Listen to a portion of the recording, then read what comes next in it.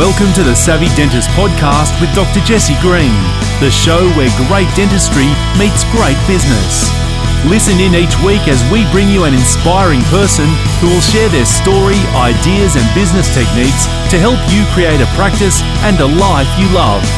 And now introducing your host, Dr. Jesse Green. Hey everyone, it's Jesse Green here. Welcome back to SavvyDentist.com and to the Savvy Dentist podcast. It's terrific to have your company for another episode of the show. And today I'm joined by someone who I've been looking forward to talking to for a very long time. I've had the pleasure of knowing Dr. Andrew Hongh now for some years, and watching him grow, watching his practice grow has been nothing short of remarkable.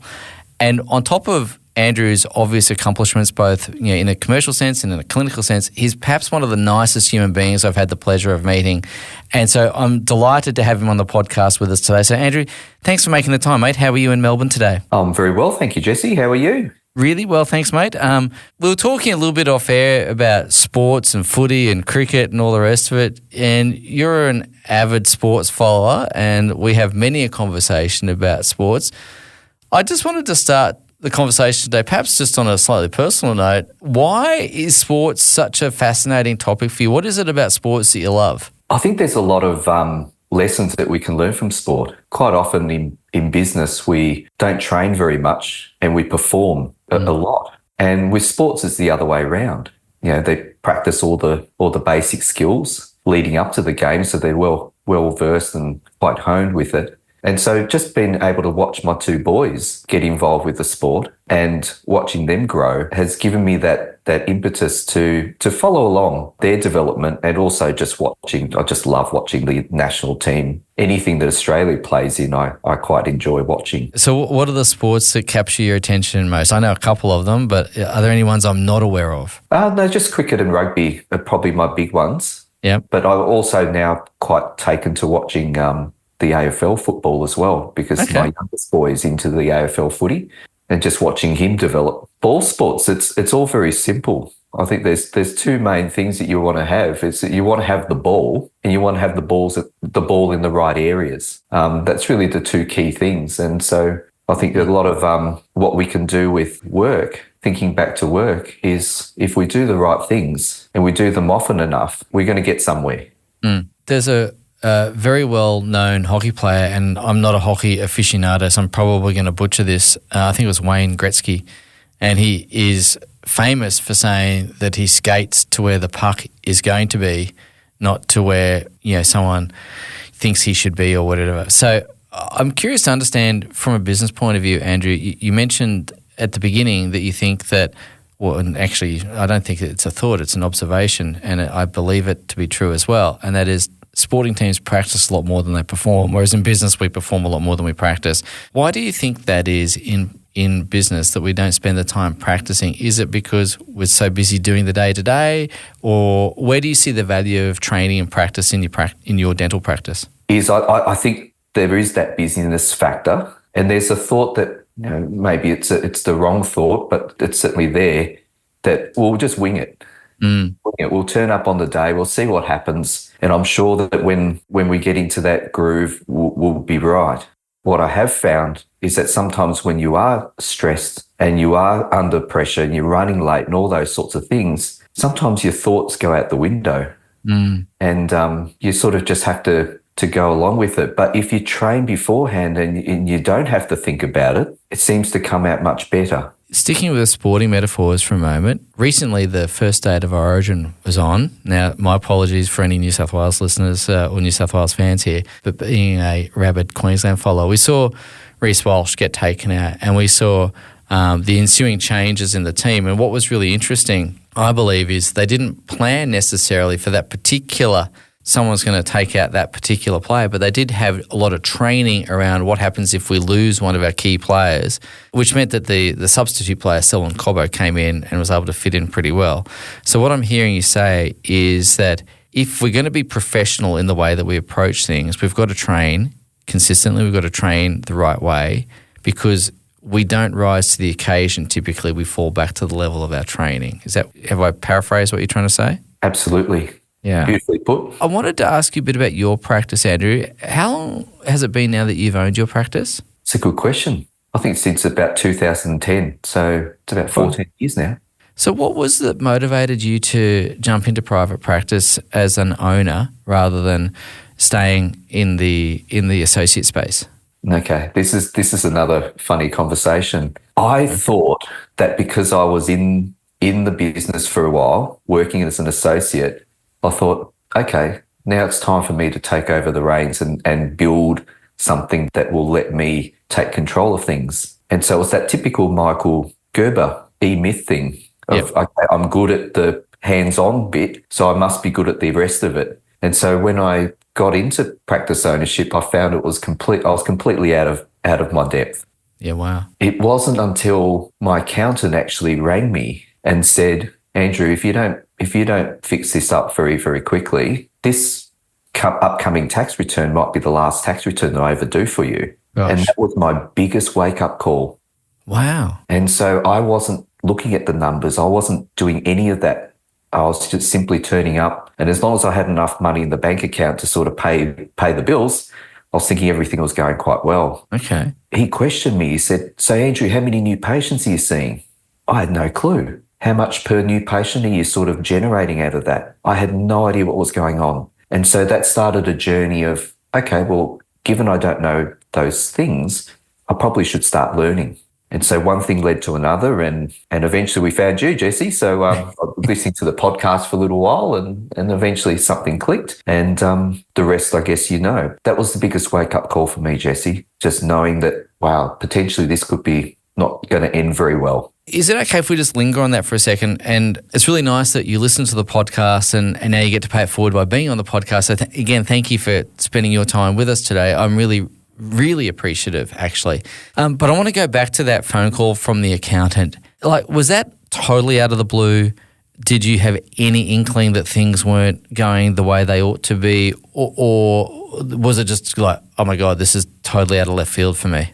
It was totally out of left field because I wasn't looking at the numbers. I wasn't doing any of those things that I should have been doing. And it came as a shock. I think I spent a fair bit of time trying to digest that. Yeah, because that's an emotional phone call, that one. Absolutely. I didn't want to accept it at first because I thought, no, how can that be? I've got money in the account. No, maybe it could be better, but, you know, we certainly don't look that dire.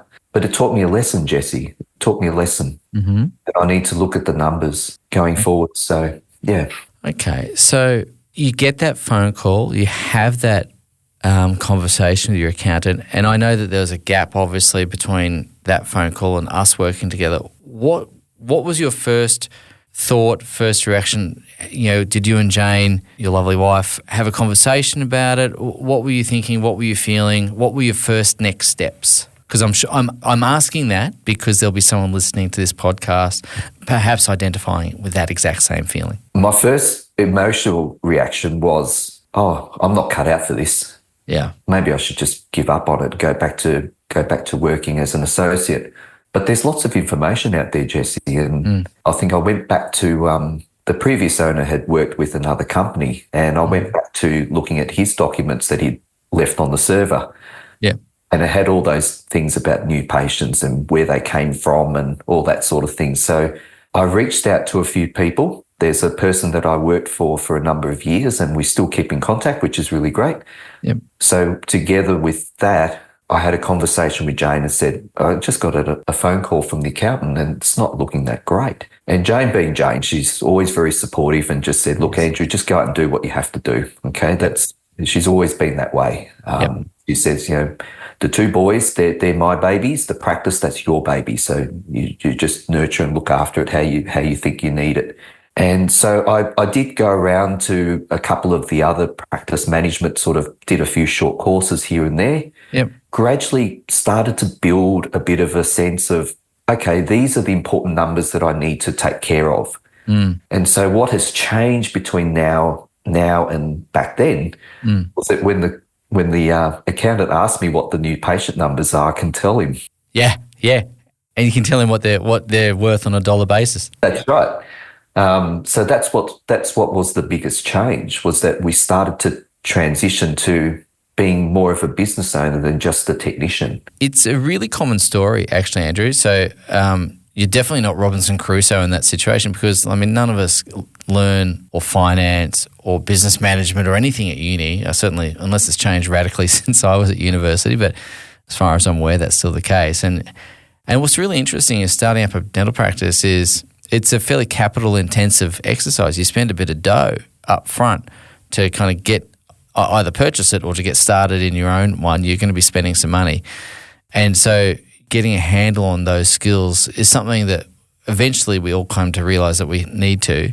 I wanted to talk to you a little bit about those early years of practice ownership, not just from the financial side, but from the team side, from the marketing side. What other things did you learn? Obviously, you learned you had to kind of know your numbers. And what I think you've identified really well, actually, and I don't want to gloss past this because I think this is really important. You spoke about the topic of identity, and perhaps not as overtly as I'm describing it now, but identifying as the technician, as the dentist, as the person who does the drilling and filling, but now having to put on this other identity of business owner. How do you feel about those two identities coexisting? Because I know some people struggle with that. And then I'll ask you about the other things you had to learn as well. No, I still sometimes struggle with it. It's a little bit like the Jekyll and Hyde thing at times. Yeah.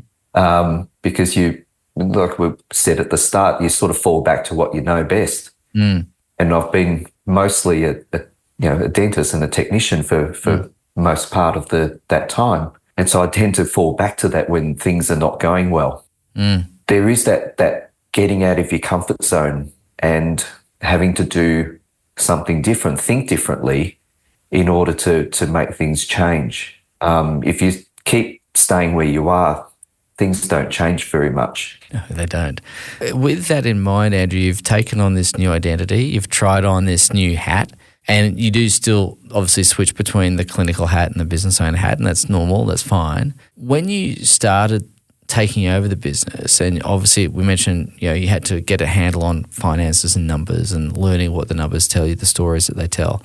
What did you learn about people and team?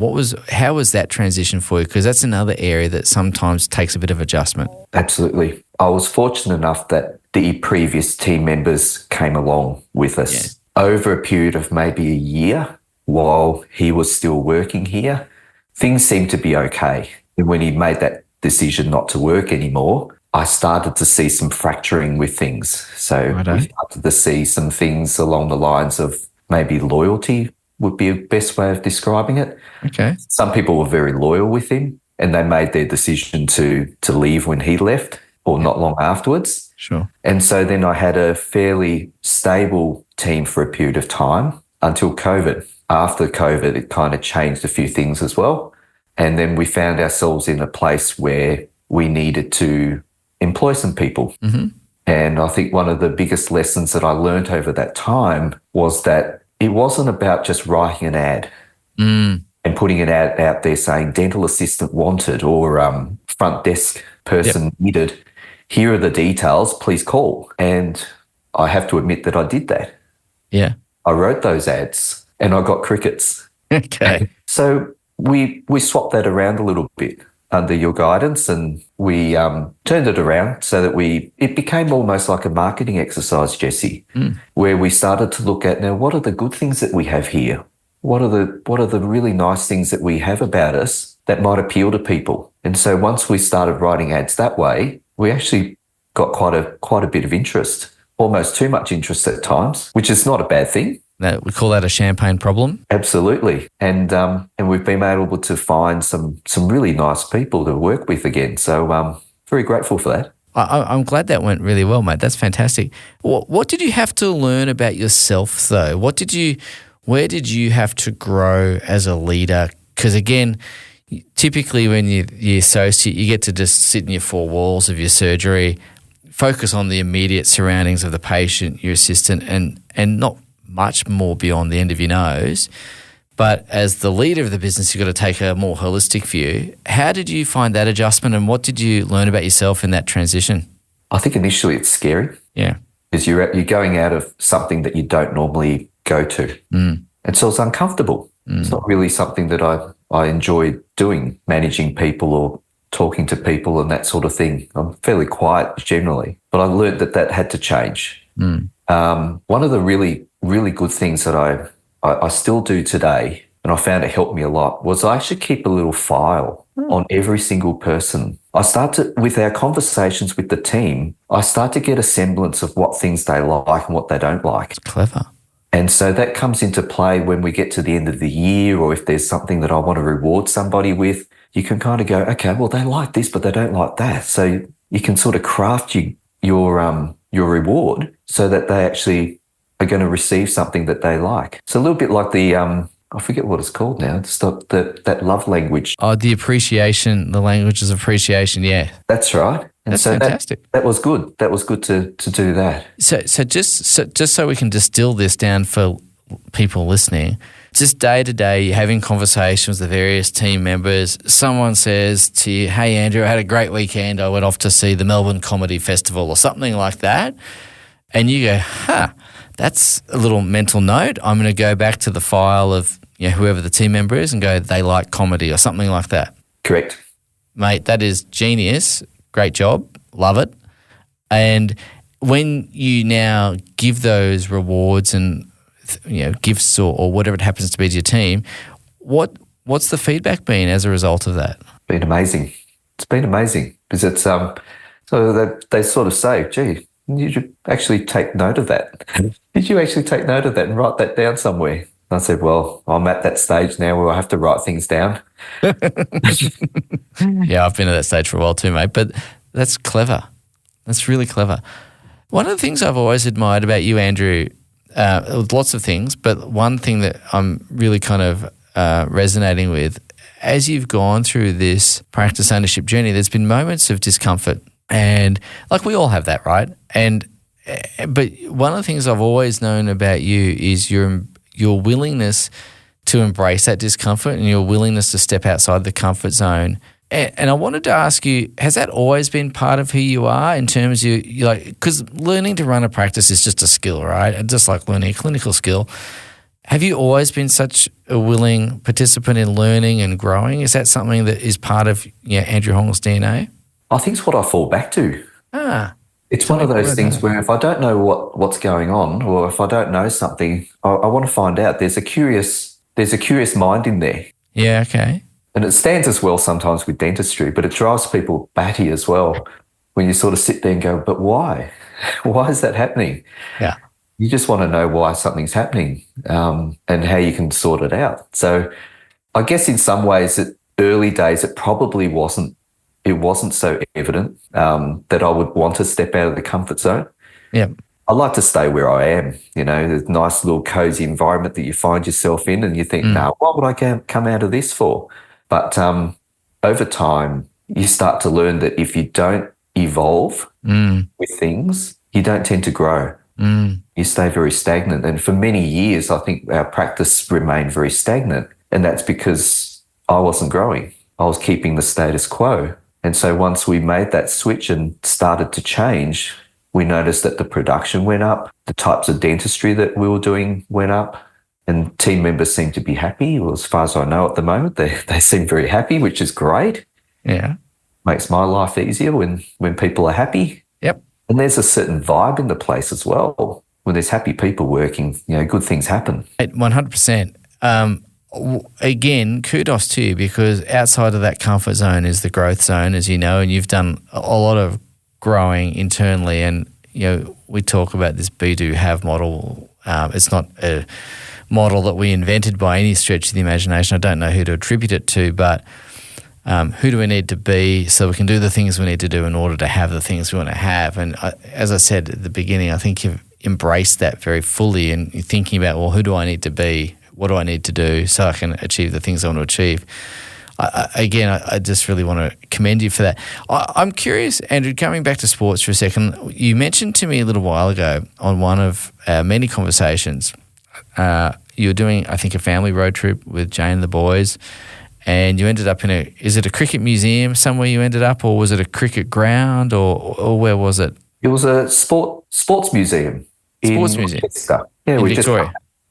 We just come back from Echuca, and we thought, we'll drive through this little museum, because both the boys are very much into their cricket and footy. And so I can't remember the name of the gentleman that set it up, but he was very, very influential in the Puma company. So he's, got all this memorabilia from people that went under that banner. So I think Adam Gilchrist and I think Shane Warne might have been there. Okay, wow. Quite a few of the basketballers. There's Cheryl McMahon, the netballer, some stuff there. I think she was quite close to him because I think they came from the same town. So it was nice just to have a little family outing with the kids and Jane, and went through the sports museum. And then while we were in Rochester, we went looking for lunch, and there's another famous person that came from there, and Ron Iddles, so the good cop. There's a mural there, Jesse, and his father. There's a picture of him, and then the two sons. And then what caught my eye was this particular quote that Mr. Iddles had, and that was the 3 A's. Could you share it? Will do. And the first A is to accept the situation. So any problem that you come across, the first thing you need to do is accept the situation. The second A is to adapt to it. Mm-hmm. And then the third A is to achieve what you can. And I thought that was really powerful. I remember thinking, when I get back to Melbourne, I'm going to share this with people. And I remember I had a conversation with you, like, I've got to tell Jesse, this is amazing. It is, and it's amazingly simple but powerful. Absolutely. And since that day, I've applied it to just about any situation where I've encountered a problem, found it works. It's brilliant. Can you give us an example of how you've been able to apply it? Well, around COVID, that was the classic one for us in Victoria here. Yes, you poor buggers in Victoria. That's it. And so, okay, we've got a lockdown. Okay, we've got to accept that situation. We've got a lockdown happening. Yep. What do we need to do? What changes do we need to make to just make sure that these things keep happening? Okay, well, let's look at what procedures we can do. Okay, well, those are the procedures we set on that. And then we just roll it out, achieve what we can. And I just found that sort of kept us in good stead. Just before we move on from this, I think this is a really important point. What Andrews has shared, I think, is immensely powerful. And I remember you sharing it with me when you got back from that particular trip, or maybe on that trip. But sometimes when things are really simple, we've overlooked the power of that simplicity, and we can easily dismiss R3As as a nice little acronym: accept, adapt, and achieve what you can. I'd really like to just ask everyone to kind of linger on that thought for a little bit, and to perhaps take Andrew's words to heart and see how you can use that in your own circumstances to overcome whatever it is you're looking to overcome. Because there's always some kind of adversity. There's always some sort of challenge. I just want to make sure that we don't kind of gloss over that, because it is so deceptively simple but multi-layered, multifaceted, and unbelievably powerful.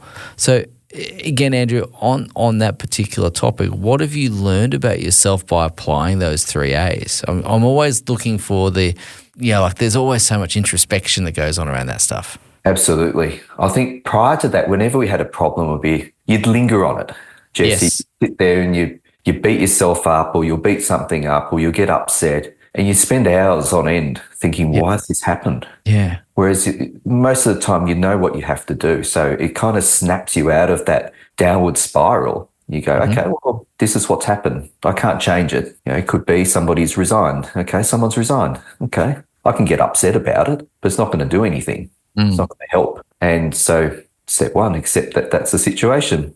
Yep. Okay, what do we need to do? Well, I've got to find someone. Yep. I've got to replace that person. Or is there someone within our midst that can cover that shift for the time being, if that's a possibility? And then just get out there and achieve what you can. Do you feel that's brought you a sense of peace, having that framework to think through? Because it sounds like before there might have been a bit of ruminating on a problem, which can lead to a bit of stress and frustration and all those other things. Do you feel a bit more at peace with things? Yes, absolutely. Because you just got something to fall back onto. Yeah. It's always nice to have those little frameworks to fall back onto. It's a great way of organising your thinking.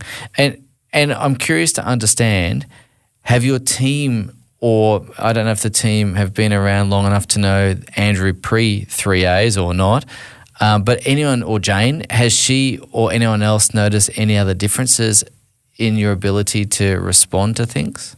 I think Vivek has.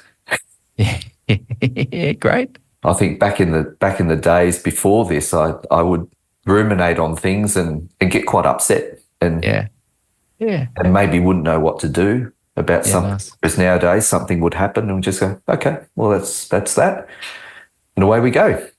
What's next? Love it. So, Andrew, I want to ask a little bit about your practice now, because we did a bit of a look at what it was like when you first started, some of the challenges that you've encountered, that we all encounter, and obviously you've been able to overcome and get through those. Tell us a little bit about your practice now. What's the style of the practice now? Okay, so it's a general practice. There's 3 chairs. When we first started, I think we were only using 2 of them. We've got to a stage where we're pretty much using the 3 of them now. We've expanded the amount of services that we do, and that's come from training with various things. We do offer the teeth straightening, orthodontic sort of things, some more restorative type procedures. And so they've probably been the mainstay of what we do nowadays, along with the general basic dentistry that comes with it. The team structure is we've got a couple of dental assistants, we've got a couple of front desk, and we've also got now a full-time oral health therapy department as well. So that was something that was lacking back then too. We just had part-time, I think, back then.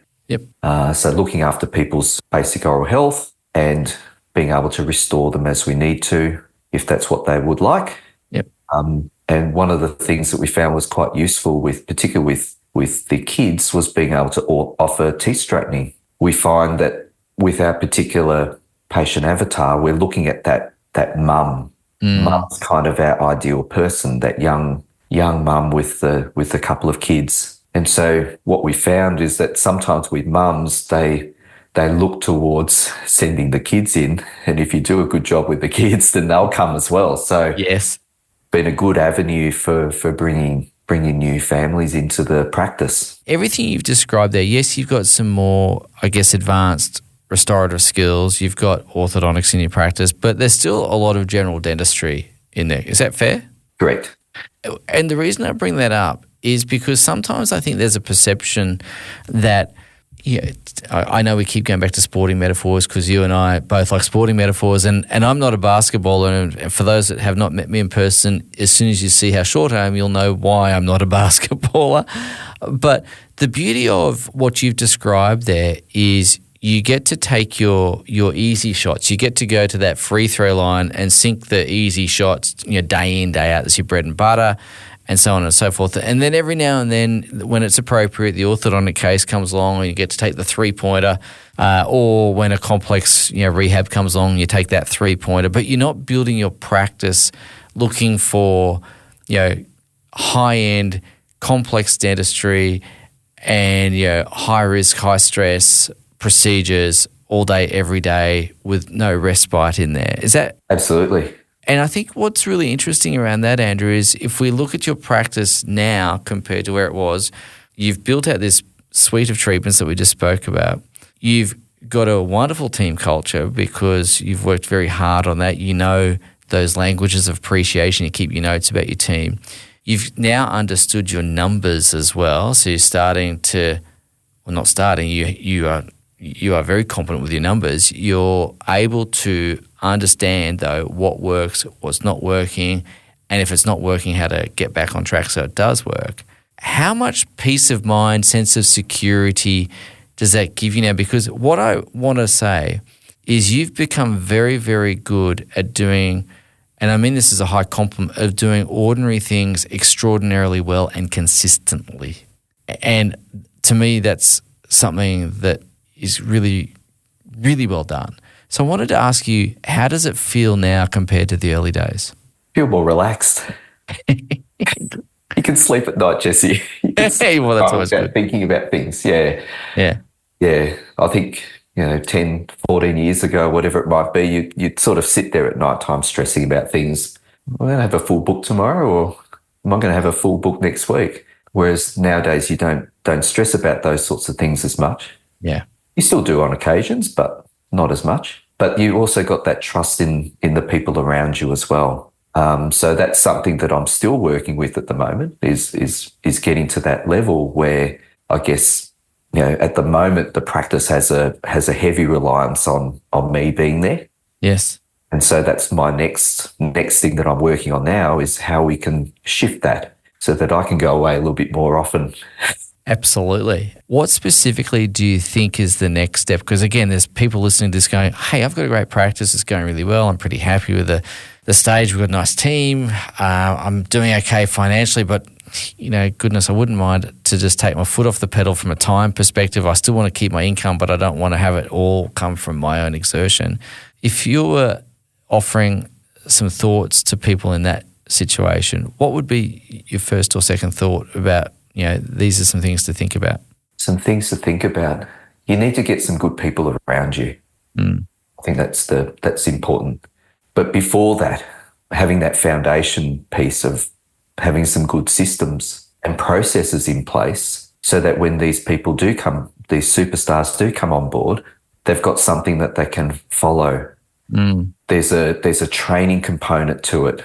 That's very, very important to get people up to speed very quickly, because one of the things that you can lose when you do change over a person is that it may be the information that person carried in their head. It might be the way they did something.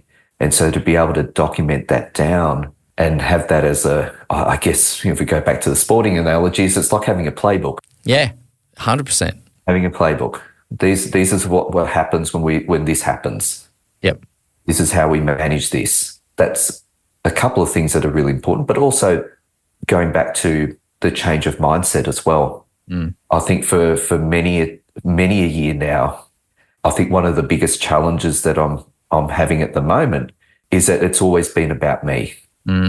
Andrew's the one that does this and Andrew's the one that does that. And so it's shifting that mindset to go, okay, well, I'm not that person anymore. I'm not the person to come to if something was to go amiss.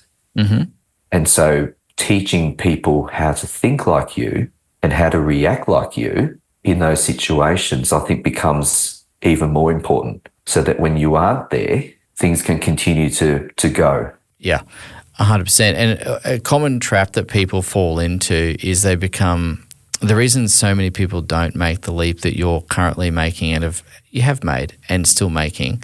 But a common trap people fall into is becoming really, I guess, I want to use the word addicted carefully and cautiously, but addicted to the personal exertion income and seeing time away from the chair as lost opportunity.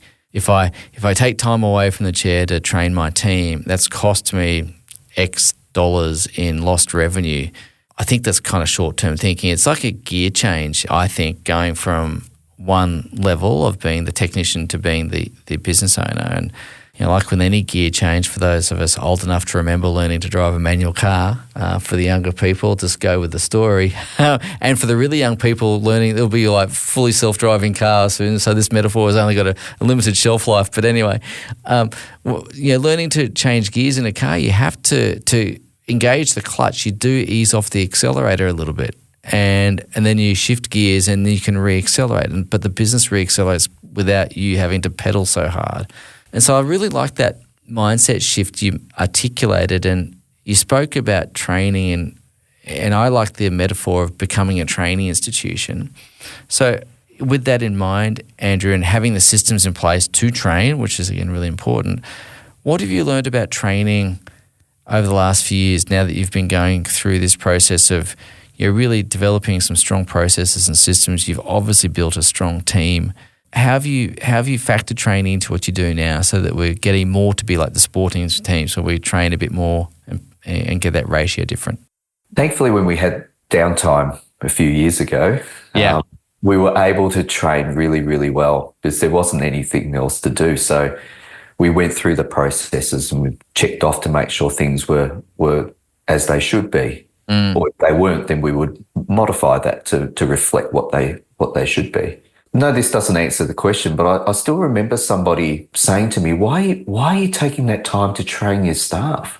And I know this has come up a fair bit in things. It might have been Richard Branson or somebody that said, and for me it was I actually was reading the Beechworth Bakery. Ah, yes, famous business, I think his name, Peter O'Toole, I think it is. He talked about training and he said, what happens if you don't train somebody was kind of the gist of where he was going. And, a lot of the time people may question, why are you spending that time? I mean, this person might end up leaving you, might not stay for very long and all those sorts of things. And I think the premise of what he said was, what happens if this person hangs around?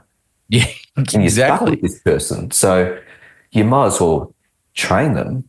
And if they leave, well, they take that training with them. But if they stayed, then you benefit from it anyway. But it was just an interesting aside with taking that time and that effort to do something like that. And again, I think it's a mind shift change that you need to plan and think, okay, well, if I treat this person well and if they really like what they're doing, they're more than likely to hang around for a bit. So you might as well train them.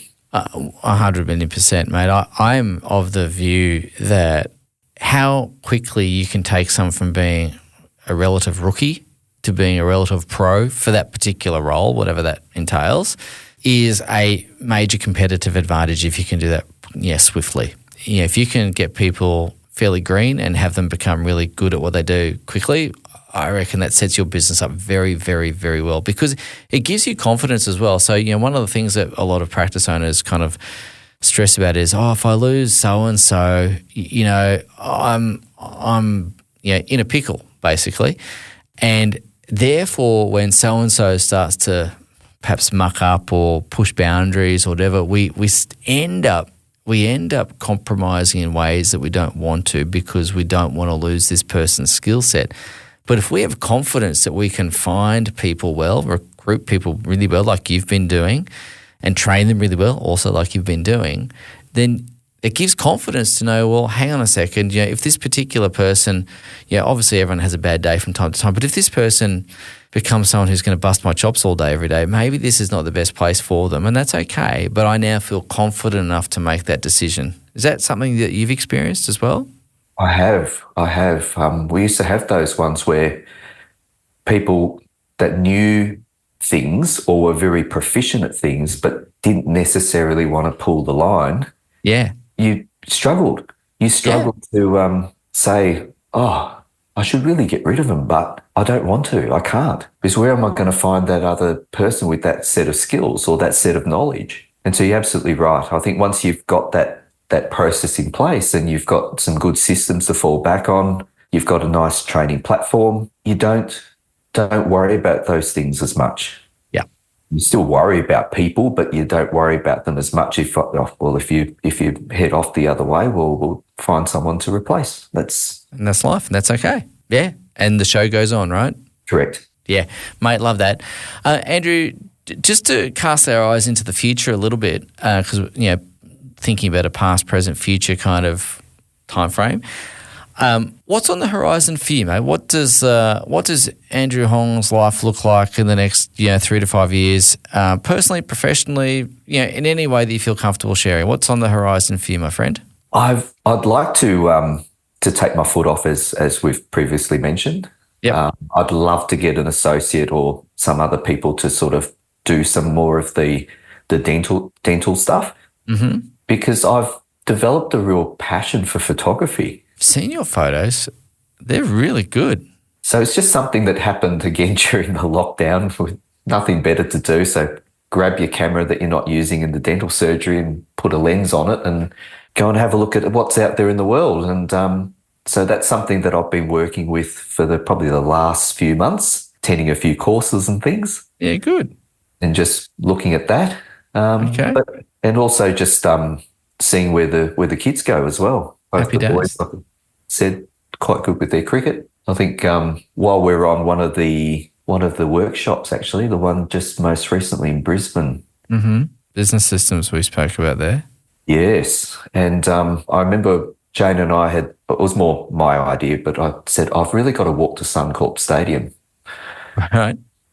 Just have to go and look at it with my own eyes. And so we walked there, and as we were walking there, Jesse, get a text message from Lachlan. Yeah. It's just the most basic message as people with teenage sons would know. It's very, very simple responses you get from them. Yeah. One word. In this case, it was one picture, Jesse. Yeah, okay. We could see his cricket whites. Yes. His hand. Yes. And it was a pink ball. Right. We go, okay, well, he's obviously done something with the ball. Yeah. And so we just questioned, what's with the ball, Lachlan? He goes, I just got 5 for 17.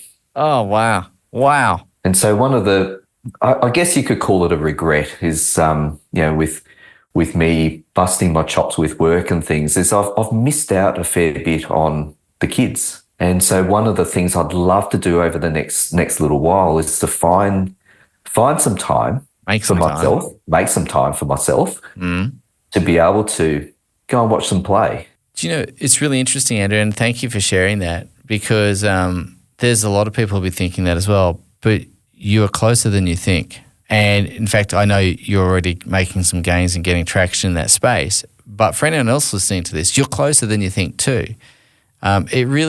It's simple but not easy. The concepts are not hard to understand academically or intellectually. It's actually pretty straightforward. Emotionally, can be very hard to actually implement because there's all manner of different things that crop up, and we all have our own biases and values. But I would say to anyone listening to this, if you really want to get off the tools, you want to make sure your cash flow is rock solid, right? Because going back to the changing gear metaphor, if you get off the tools too quickly and you don't have enough, throughput your practice, then it's like trying to start the car in fourth gear from the traffic lights. It just labours, right? It takes a long time to get going. So you want to have revs in the engine and you want to shift gears and all that sort of stuff. But you're closer than you think, and usually it's about a 2 to 3 year journey in my experience, having worked with lots of people around that now. It's a couple of years. Sometimes it's shorter, sometimes it's longer, and it's usually longer based on where the starting point is. And in my case, it probably took a bit longer because I had to undo some learning. I had to undo some thought processes. I had to get away from a few things. I had to relearn some things I'd learned as a kid. So, it doesn't have to be 2 to 3 years. It can be longer, it can be shorter, but getting those systems in place, getting that structure in place with your team, again, really, really important. So, mate, I've got no doubt that, over the next few months, you'll start to be spending more time it's winter as we record in this, so maybe at the footy grounds at the moment, and when summer comes around, back at the cricket pitches. Absolutely. Yeah. So, Andrew, as we wrap up, mate, first I want to say thank you for being so generous and being so open. As I said in the introduction, you're one of the kindest, nicest, decent human beings I've had the pleasure to meet, and I think that really shines through with your openness and willingness to share. But I wanted to impose upon you one last time, if I may. If you were giving advice to Andrew, the early stage practice owner, or if you could go back in time and think, what do I wish I'd known, or all those sorts of things, however you want to phrase it, because I think there'll be something here for others. What's the one piece of advice or two pieces of advice that you wish you'd had a bit earlier? The bit of advice that I wish I had earlier, I would tell my younger self, would be that you're not alone. I think sometimes with what we do, when we start to take on business ownership, and as you become more successful, you find that you become more isolated. And sometimes you also think that you're the only drongo with that particular issue. There's plenty of us strongos out there, mate. Oh, absolutely. Well, we're trying to make our way, aren't we? Yep. And so my advice would be to surround yourself with good people. Find a good group of people that are wanting to do something similar to what you want to do. And that's what I've found with finding Savvy Dentist. Thank you, mate. Awesome group of people in there. And every time you meet with someone, you're either inspired or you learn something that you didn't know. Yeah. But more importantly than not, you find that you're not the only person that has those issues. Someone else has already done it. Yeah. It's already been there. And so what can accelerate your learning is by learning what other people have dealt with that particular situation so that you don't have to stumble through it and make the same falls. And I think that's been invaluable, just having a good group of people that all want something the same. Might be in different locations, might have different reasons for why they want to do something, but it's amazing when you get a good group of people together, how that can propel you forwards. So if I could tell my younger self that, surround yourself earlier with a group of people, maybe I wouldn't have had that conversation with the accountant. So who knows? But then again, that's the journey, isn't it?